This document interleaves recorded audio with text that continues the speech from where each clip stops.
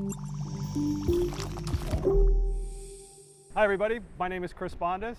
I'm the Senior Director of Demand Generation at Brightcove, and I'm happy to be here at this roundtable talking about the B2B Research Report from 2018. The results of this survey are really interesting. We've talked a lot about content creation process, and in fact, through this research, we've seen that 1/3 of companies have a problem or are challenged with content creation. What are some of the things that you guys have seen in your own companies when it comes to content creation? You want to start with you? Sure. I think the first thing that I see is people don't agree with what it is you're trying to accomplish with content marketing to start with. And I think I'm actually surprised that it's not a higher number that say they have a bigger challenge, but maybe it's people who are successful, they still have the challenges, they just know how to navigate them. But I think having that common purpose or that mission that everybody is behind and supports is probably the biggest thing that I see as a bottleneck, because people don't know what to agree to or support or get behind. What I see is there's either no process for how it's managed, or there's too much process. And so it becomes really bogged down because there's too many approvals, and whoever told legal they needed to be in the middle of content marketing, I don't know why, but there's either too many things you have to go through, or there's not enough, and so people get confused and they don't know when the handoff should occur to who and who's responsible for what, so it just kind of gets lost and bogged down. So I see a lot of that going on. Excellent. How about you at FedEx? I think for FedEx, the first step was you don't have people organized on the right teams. So our C-level suite, they made this decision about 5 years ago to put all the go-to-market teams that's responsible for marketing to U.S. customers under one director. So that was a good first step. We didn't have a process, and then we kind of over-processed about 2 years in.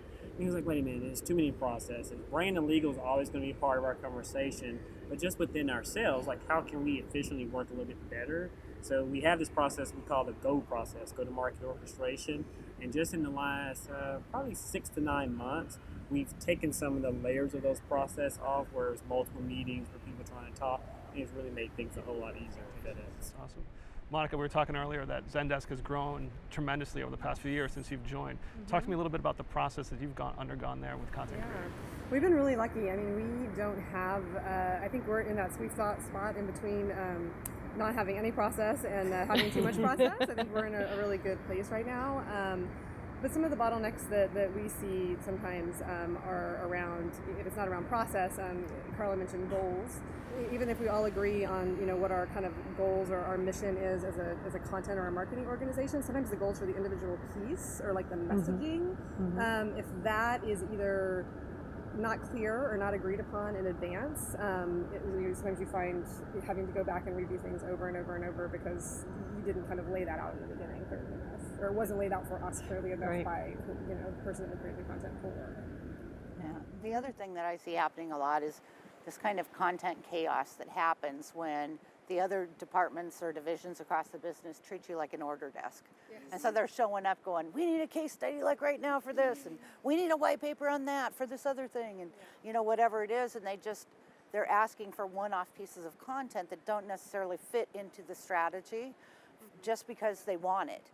And there may be something that would suit the purpose somewhere else, but they haven't even looked. And so you get bombarded with all these requests, and then it offsets everything else you're doing, and so then you run around like chickens with your heads cut off trying to catch back up, and so there needs to be some way to stop that from happening, some process where it gets put in a parking lot until the next sprint comes up, if you're doing agile or whatever, so that there's a way to cycle things through and get things done reasonably, and also to prove the case for why you should develop it in the first place.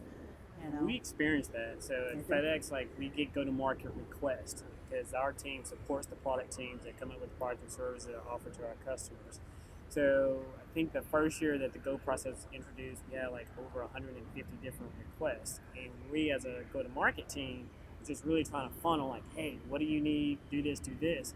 Well, our director, along with the management team, we made a pivot this past year. It's what story do we want to tell our customers? Mm-hmm. And based on that story, where does everything fit? So we have this calendar, and based off the request, it may not go in September. Maybe it's more relevant to be something that goes out on Mother's Day or Valentine's Day.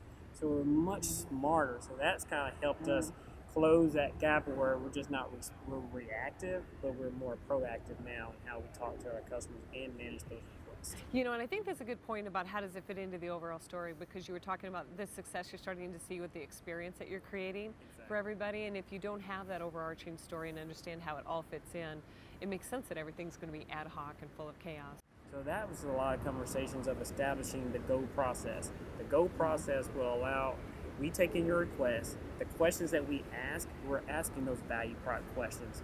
We're asking or informing this is what we think is best and what works, and getting their input and feedback, not just dictating or telling them. So it's been really good, and everyone has a seat at the table.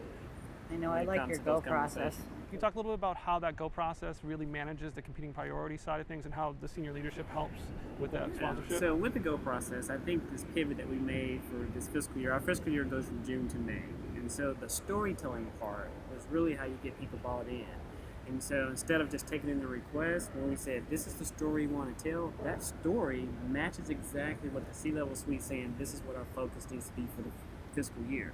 So if we want to talk about like freight or international or e-commerce, and e-commerce is what we're leading with, then we create that story. So you already have that buy-in because it came directly from them. And then what we do is we're very intentional as we meet with the various segments. We drafted the story and we had individual meetings with each director team, presented the story, the sections particular to them, and got their feedback.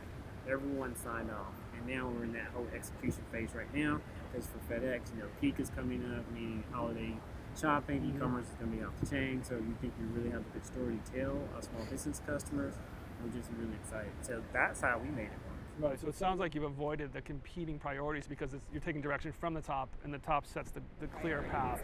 And that also nicely addresses the point of the audience doesn't care about your internal structure or which department is represented by this content. They just care about the overall message.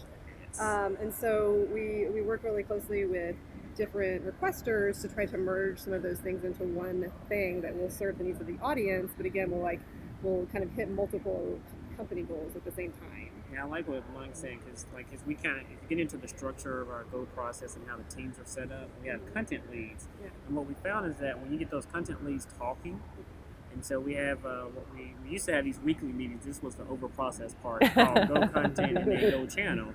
And I was thinking, I remember talking to my team, I was like, do we really need to have these weekly meetings? Can we just combine them and maybe do them once a month, especially once you have a story?